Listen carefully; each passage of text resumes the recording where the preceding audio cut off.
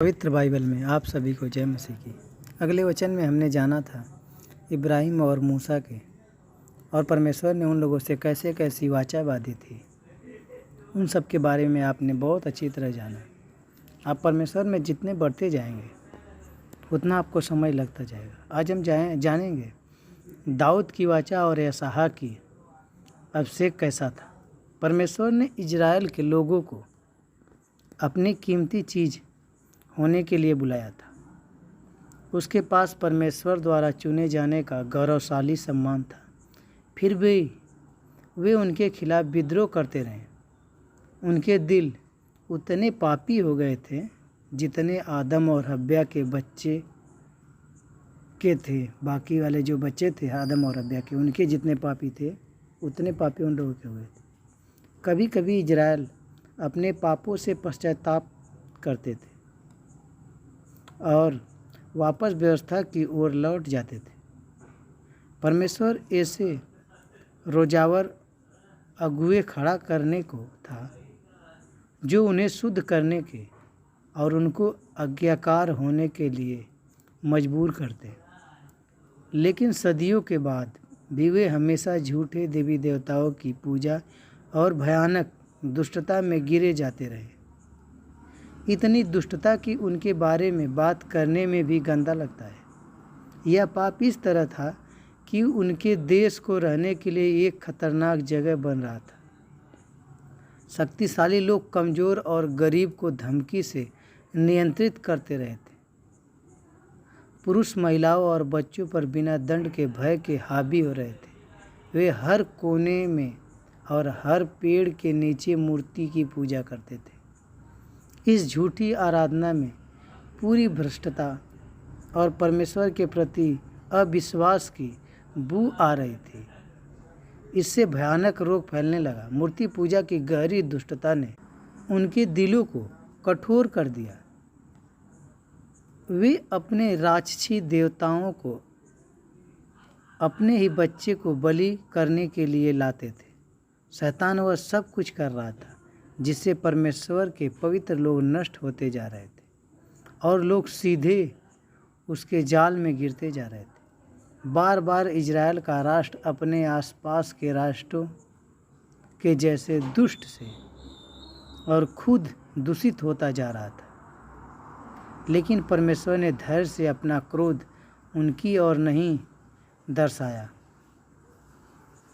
वह न्यायाधीशों, राजाओं और भविष्यवक्ताओं को खड़ा करता रहा ताकि लोग उसके चेतावनियों के शब्द सुनकर पश्चाताप करें। इन महान पुरुषों और महिलाओं ने परमेश्वर के भविष्य की आशा के बारे में भी बात की।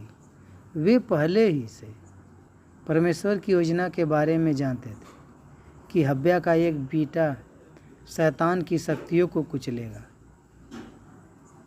और वे ये भी जानते थे कि परमेश्वर अपने वाचा और वादे के अनुसार इजराइल को दुनिया के सभी लोगों के लिए एक आशीष का कारण ठहराएगा। लेकिन कुछ और भी था। समय के साथ परमेश्वर ने अपने राज्य को वापस बहाल करने की योजना के कुछ और अंश भविष्यवक्ताओं को प्रकट किया।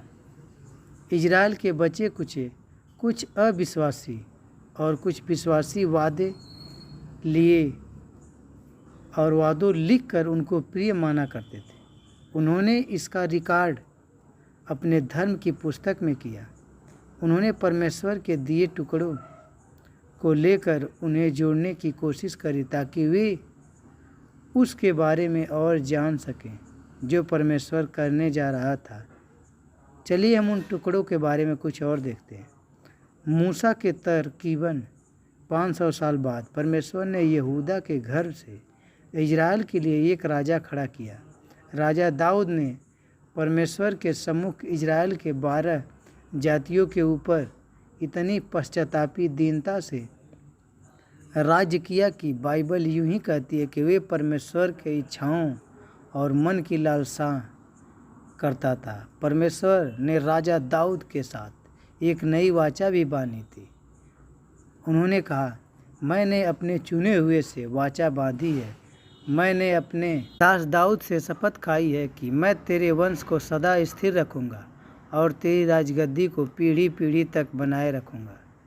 वह परमेश्वर ने राजा दाऊद से वादा किया कि उसके वंश में से एक एक अनंतकाल के सिंहासन से शासन करेगा। इसका मतलब यह है कि उसके शासनकाल का अंत कभी नहीं होगा। वे इस दुनिया के ख़त्म होने के बाद भी चलती जाएगी। यह कैसे हो सकता है?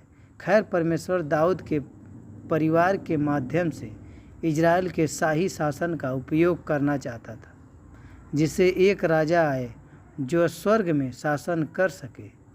इजराइल के राष्ट्र का इतिहास परमेश्वर के अनंत राज्य की योजना के साथ बंधे हुए थे।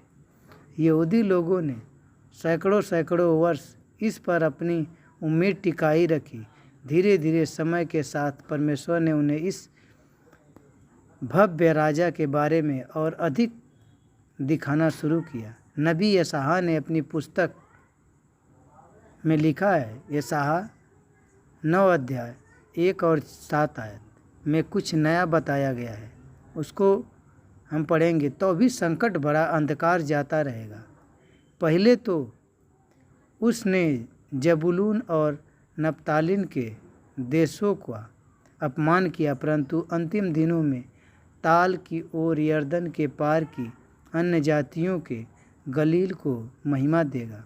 जो लोग अंधियारे में चल रहे थे उन्होंने बड़ा उजियाला देखा, और जो लोग घोर अंधकार से भरे हुए मृत्यु के देश में रह रहे थे उन पर ज्योति चमकी।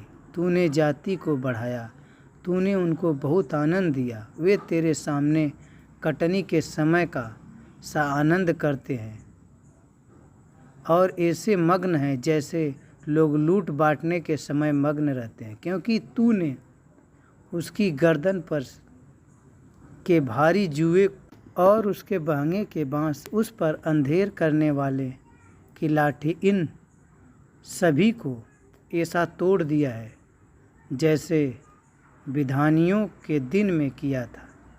क्योंकि युद्ध में लड़ने वाले सिपाहियों के जूते और लहू में लड़े हुए सब का आग का कौर हो जाएगा। क्योंकि हमारे लिए एक बालक उत्पन्न हुआ, हमें एक पुत्र दिया गया है, और प्रभुता उसके कांधे पर होगी, और उसका नाम अद्भुत, युक्ति करने वाला, पराक्रमी परमेश्वर, अनंतकाल का पिता है, और शांति का राजकुमार रखा जाएगा।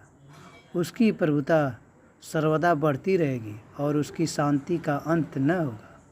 इसलिए उनको दाऊद की राजगद्दी पर इस समय से लेकर सर्वदा के लिए न्याय और धर्म के द्वारा स्थिर किए और संभालने रहेगा।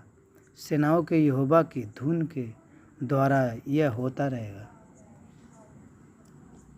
इजराइल के सारे पाप और घोर विद्रोह के बावजूद परमेश्वर की योजना थी कि वे सारी मानव जाति को इस महान राजा के माध्यम से अच्छी वस्तुओं से